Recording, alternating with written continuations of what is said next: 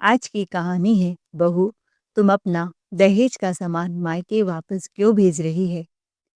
Cello tape मुंह पर चिपका लो माँ जी। आज जितना सुनना था उससे कहीं ज्यादा सुन चुकी हूँ मैं। हर पल वही रट, तुमसे कुछ नहीं होगा, तुम्हें कुछ नहीं आता। तो अब सुन लीजिए, आप भी आज के बाद अपने अपने काम खुद संभालिए। मैं इस घर में नौकरानी बनकर नहीं आई हूँ। दिन रात हड्डियां घिसूं, पैर सूज जाए, कमर टूट जाए और बदले में मिले क्या? तानों की बौछार। नहीं चाहिए मुझे ऐसा ससुराल। अब बहुत सह चुकी हूँ। पैर पटकते हुए मीरा गुस्से में अपने कमरे में चली गई। सुनैना जी वहीं ठिठक कर बैठ गई। माथा पकड़कर बड़बड़ाते हुए बोली, खींच कर, हे भगवान, कैसी अनोखी बहू मेरे खूंटे में बन गई है। किस्मत ही फूटी है मेरी, एक काम के लायक नहीं, और ऊपर से ये तेवर। चाय बनाने ही नहीं आता, दूध का आता पता ही नहीं है, सिर्फ पानी पानी भरा है। खाना बनाती है ना, नमक का पता न, टमाटर न मिर्च मसाला का। अब तो भगवान ही मालिक है, इसके हाथ का कोई बना खाना खाए ना तो थूक दे। मैं कैसे खाती हूँ मैं ही जानती हूँ। सुनैना जी गला फाड़ कर चिल्लाई, मेरी ही किटी की सहेलियों के सामने मुझे जलील कर दिया इसने। चाय नहीं, पानी पिलाया गया था, पानी। सब्जी ऐसे कि न मिर्च की झलक न मसाले की खुशबू। सबके सामने मेरा मजाक बनवा दिया, जैसे इस घर की इज्जत कोई मायने ही नहीं रखती। लोग पूछ रहे थे, अरे सुनैना, आज क्या रोजा है क्या? मीरा कमरे से चीख कर बोली, घुराइए मत माँ जी, मुझे भी मुंह चिल्लाना आता है, और बहुत तेज आता है। जब हर चीज तिजोरी में कैद हो, फ्रिज पर ताले लटके हों, और सब्जी ऐसे दी जाए जैसे जेल का राशन बट रहा हो।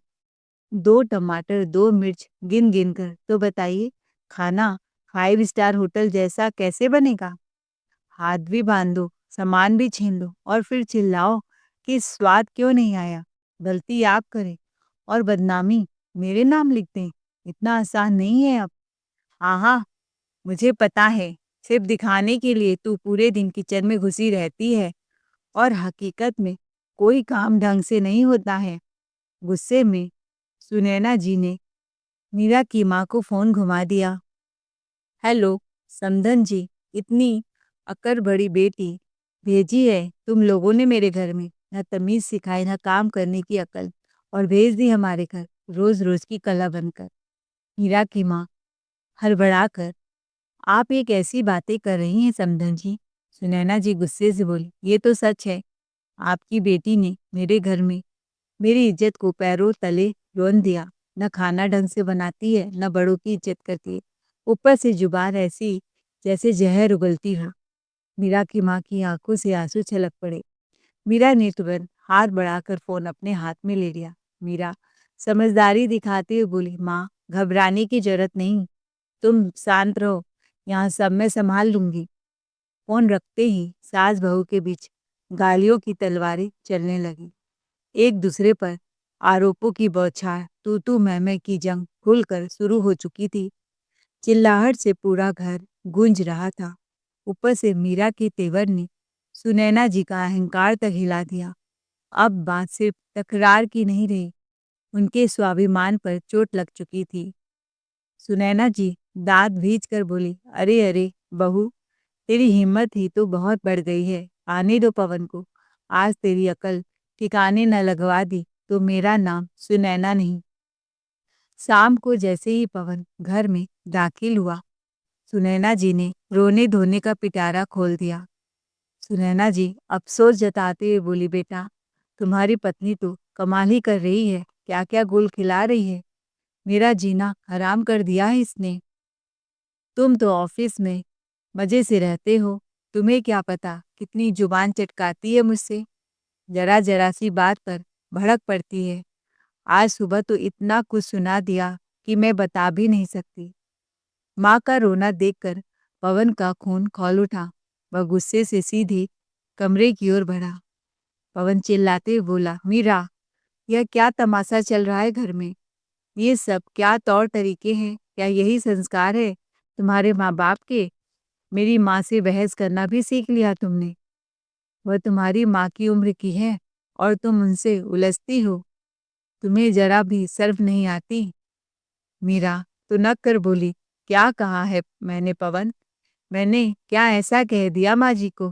तभी पीछे से सुनैना जी भी कमरे में आ टपकी। सुनैना जी व्यंग से, क्यों नहीं कहा बहू? बहुत कहा है। 4 बातें मैंने तुम्हें सुनाई तो आसमान सिर पर उठा लिया। ऊपर से मुझ पर इल्जाम कि मैं रो धोकर नाटक कर रही हूँ।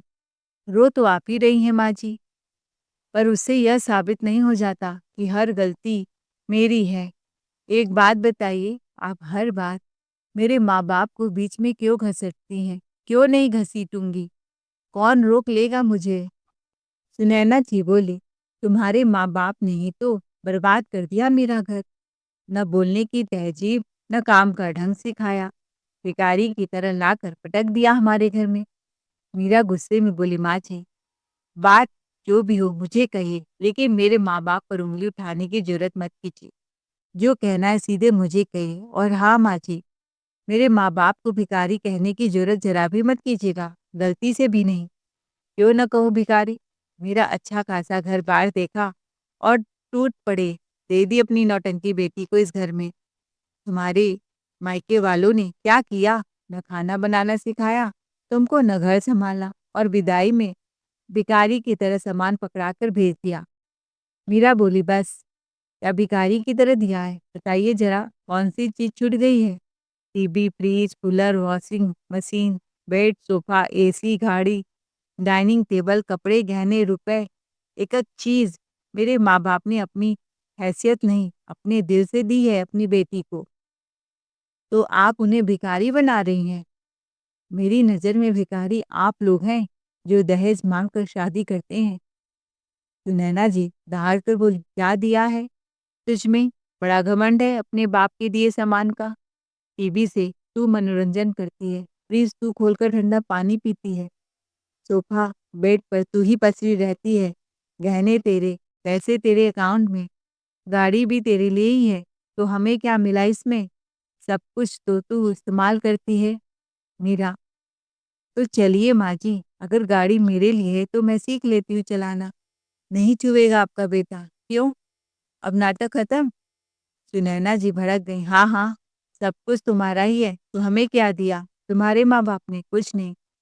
एक सोने का सेट माँगा था, वो भी नहीं दिया गया। पवन, देख रहे हो, मैं ज़रा-सा जवाब दूँ, तो आप कह देते हो मेरी माँ से बदतमीज़ी कर रही हो। लेकिन माँ जी, छोटी सी छोटी बात पर सीधे मेरे माँ-बाप का अपमान कर देती हैं तुम्हारे सामने। उन्हें भिखारी कहकर बुलाया जा रहा है। अब तो तुम्हारी बोलती बंद है।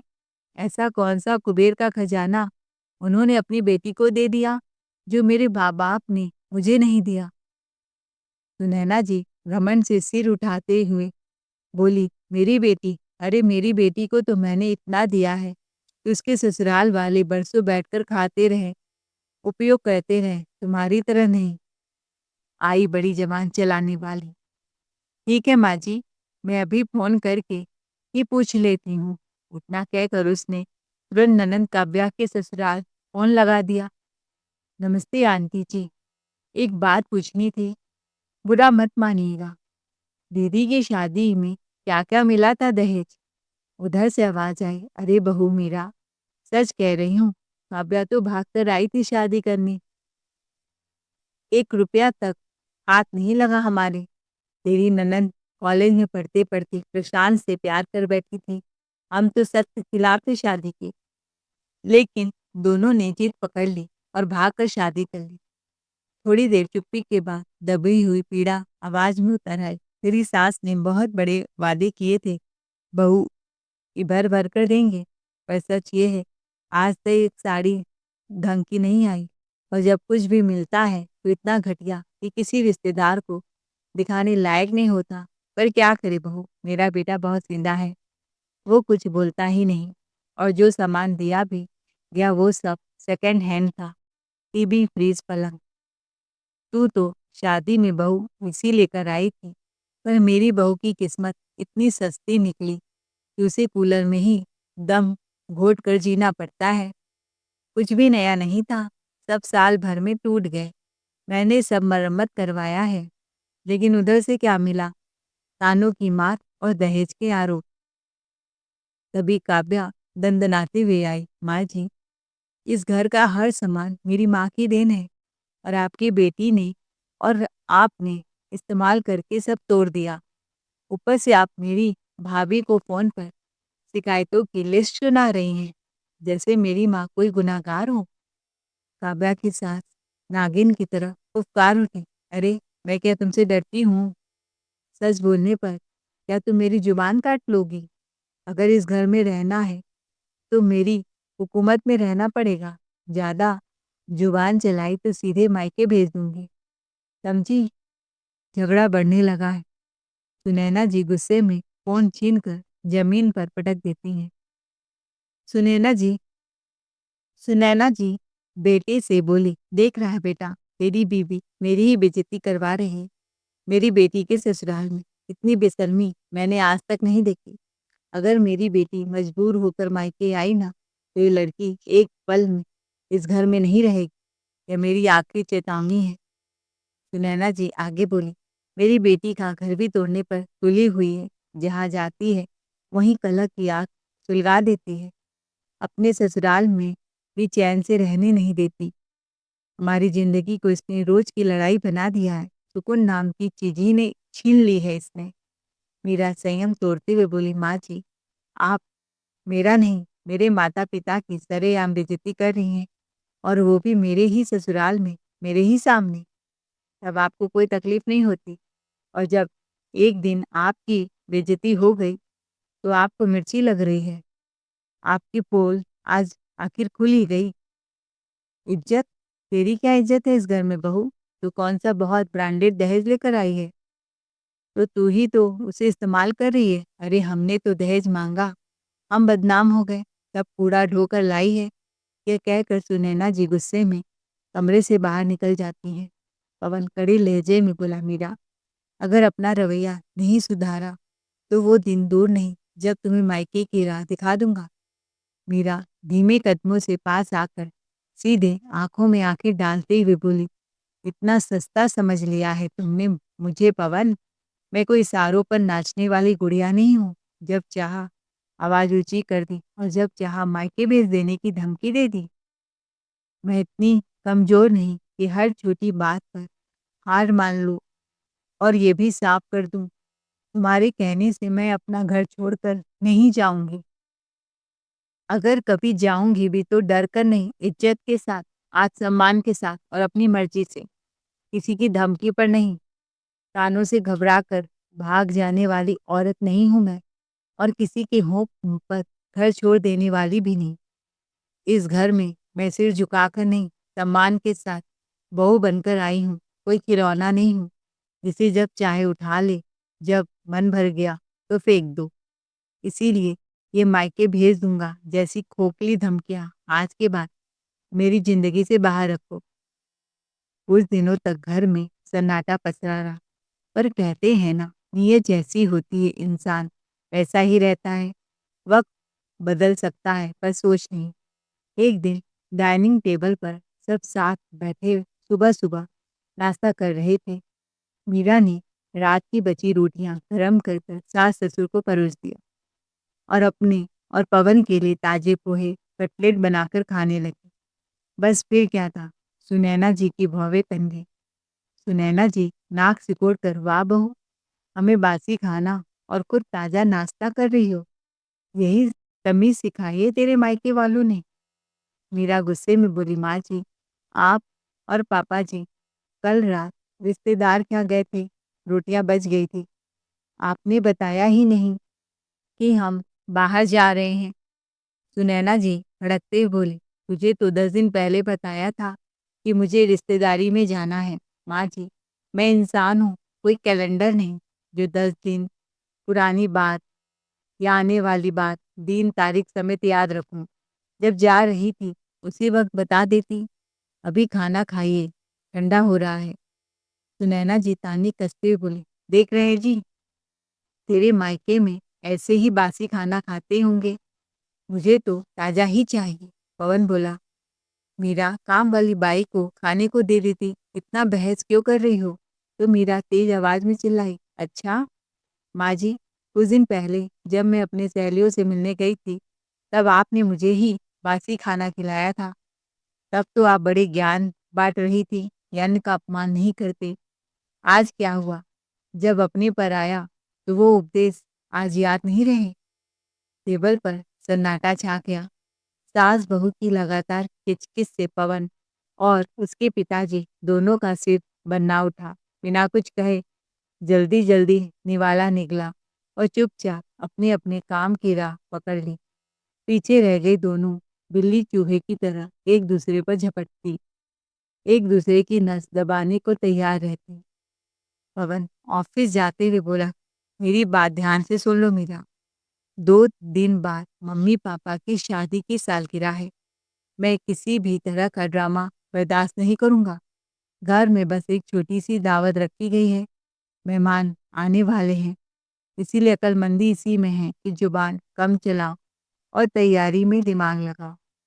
बेकार की बहस, फालतू की नोक-झोंक और उल-जलूल बातें, इन सब पर अभी ब्रेक लगाओ।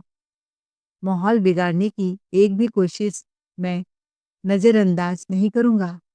पवन की बातें सुनते ही मीरा के दिमाग में अचानक एक तेज सा ख्याल कौंधा। माँ बेटे की रोज-रोज की बातें सुन-सुनकर वह थक चुकी थी। 2 दिन बाद ही सुनैना जी की एनिवर्सरी थी। घर में छोटी पार्टी और मीरा मीरा को मिला सही मौका अपने माँ-बाप की औकात का असली हिसाब दिखाने का। बहुत उसके माँ-बाप पर चढ़ती है ना, बहू हूँ, कोई गुलाम नहीं। दूसरे दिन सुनैना जी मुंबई के सबसे बड़े मॉल में चली गई। अपने लिए ऐसा लहंगा चुना कि नजरें ठहर जाए। पति के लिए भी शाही शेरवानी और पवन और अपनी बेटी काव्या के लिए भी महंगा कपड़ा उठा लिया। लेकिन उस बहू मीरा के लिए कुछ नहीं। वो तो अपने मायके की घटिया सी साड़ी में ही ठीक लगती है। बहुत रौब है ना उसे अपने माँ-बाप के दिए सामान का। बहुत घमंड है दहेज का। तो पहनती रहे वही कूड़ा, उसी में उसकी औकात झलकती है। सोचती है बड़ी रानी बन गई है। देखती रहो मीरा, तेरा ये घमंड मैं कैसे एक-एक करके सब मेहमानों के सामने रौंद दूँगी। मेरी ही बेटी के ससुराल में मुझे नीचा दिखाने की हिम्मत की है तूने। ठीक है, अब देखना, इस एनिवर्सरी को मैं इतनी शान-ओ-शौकत से मनाऊँ कि उसकी जलन की आग उसे भीतर तक भस्म कर देगी तुझे। इधर मीरा भी अपने माँ-बाप के हुए अपमान का बदला लेना चाहती थी। घर पहुँचते ही सुनैना जी ने जानबूझकर मोबाइल उठाया और अपनी बेटी काव्या को वीडियो कॉल मिला दी। बहुत मुस्कुराते हुए सुनैना जी कैमरे की ओर लहंगा फैलाते हुए बोला, देख काव्या, ये लहंगा देखा है, मुंबई के बड़े शोरूम से लिया है। और ये सैंडल पूरा मैचिंग, और ये रहा मेरा इम्पोर्टेड पर्स। कीमत सुन लेगी ना तो होश उड़ जाएंगे। एक एक चीज नगीने जैसी उठाई है मैंने। काव्या चहकते हुए बोली, वाह माँ, कमाल है, सब चीजें बहुत सुंदर है। भाभी के लिए भी कुछ लिया है क्या? सुनैना जी हंसते हुए बोली, उस बेशर्म औरत के लिए एक धागा तक नहीं लिया मैंने। बहुत घमंड है ना उसे अपने मायके के दहेज का, सोफा, अलमारी, फ्रिज का। तो पहनती रहे वही अपनी माँ की दी हुई घटिया साड़ी। समझती है खुद को बड़ी रानी, दहेज लाई है कि कूड़ों का ढेर। काव्या, मैं उसे दिखा दूंगी कि असली ठाठ क्या होता है। कॉल कट होते ही सुनैना जी की मुस्कान और गहरी हो गई। इधर मीरा ने सब सुन लिया था, पर वह शांत रही। वह खास मौके की तलाश में थी। खैर, दूसरे दिन पार्टी शुरू हो चुकी थी। हॉल रोशनी से चमक-धमक रहा था। कुछ खास मेहमान आ चुके थे, कुछ आने वाले थे। सुनैना जी की बेटी काव्या और उनकी 2-3 सहेलियाँ पहले ही आ पधारी थीं। तभी सुनैना जी इतराती हुई भारी कढ़ाई वाला लहंगा पहनी शान से हॉल में दाखिल हुई। सिर से पाँव तक सोने हीरे के गहनों में लदी हुई, जैसे कोई चलती-फिरती ज्वेलरी सा हो। उनकी किटी की सहेलियाँ उन्हें घेर कर खड़ी हो गई। एक सहेली बोली, अरे सुनैना, क्या गहने हैं कमाल! आज तो तुम दुल्हन से कम नहीं लग रही हो। तभी किसी की नज़र कोने में खड़ी मीरा पर पड़ी। सादा, शांत, हल्के रंग के कपड़ों में, लेकिन चेहरे पर अलग ही चमक थी। दूसरी सहेली मुस्कुराकर बोली, पर सुनैना, ये तो मानना पड़ेगा, मीरा सिंपल कपड़ों में भी बहुत खूबसूरत लग रही है। ये सुनते ही सुनैना जी के चेहरे की मुस्कान एक पल को खत्म हो गई। तभी एक सहेली ने मीरा की तरफ देखकर कहा, अरे बहू, तुमने गहने क्यों नहीं पहने? हाँ आंटी जी, अभी पहन लूंगी। फिर उसने सीधे सुनैना जी की तरफ देखा, माँ जी, मेरे गहने तो आपने पहन रखा है, जरा उतार दीजिए, वो मेरे मायके का है। आपको तो मेरे मायके की कोई चीज़ पसंद नहीं आती, कूड़ा कचरा मेरे माँ बाप ने दिया है ना। आप चाहे तो जाकर अपने पुराने जमाने के गहने पहन लीजिए। हॉल में एक पल के लिए सन्नाटा छा गया। सुनैना जी हक्का बक्का रह गई। इतने लोगों के सामने कुछ कह भी नहीं सकी। सुनैना जी की सहेली बोली, अरे सुनैना, तू तो बहू की गहने पहन कर इतरा रही है। उसके पहनने ओढ़ने के दिन है और तू सज धज रही है। अरे नहीं नहीं, ऐसी बात नहीं है। भारी मन से उन्होंने रानी हार उतार कर मीरा के गले में डाल दी, फिर चूड़ियां उतार कर उसके हाथों में पहना दी। सब देख रहे थे, सब समझ रहे थे। सुनैना जी दांत भींचकर धीमे से फुसफुसाई, बहू, ये क्या नौटंकी है? मीरा उसी अंदाज में बोली, माँ जी, अभी कहाँ कुछ हुआ है, जरा आगे आगे देखिए, तमाशा तो अब शुरू हुआ है। मीरा ननंद की तरफ गई, अरे ननंद रानी, जरा संभल कर बैठो। ये जो सोफा सेट है ना, ये मेरे मायके से आया है। इस पर टांग फैलाकर मैं लेटती रहती हूँ अब तक, पर आज से नहीं, ये सोफा अब मेरे मायके वापस जाएगा। फिर दरवाजे की तरफ आवाज ऊंचा लगाया, अरे भाइयों, ट्रक वहीं खड़ा कर दो, इस सोफे को उठाओ और लाद दो। ननंद भड़कते बोली, भाभी, ये क्या बदतमीजी है, मेहमानों के सामने ऐसा तमाशा कर रही हो।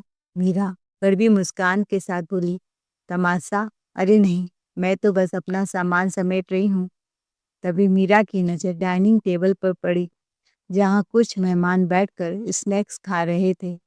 मीरा तेज आवाज में बोली, आंटी जी, जिस डाइनिंग टेबल पर आप लोग खाना खा रहे हैं, वो भी मेरे मायके से आया है।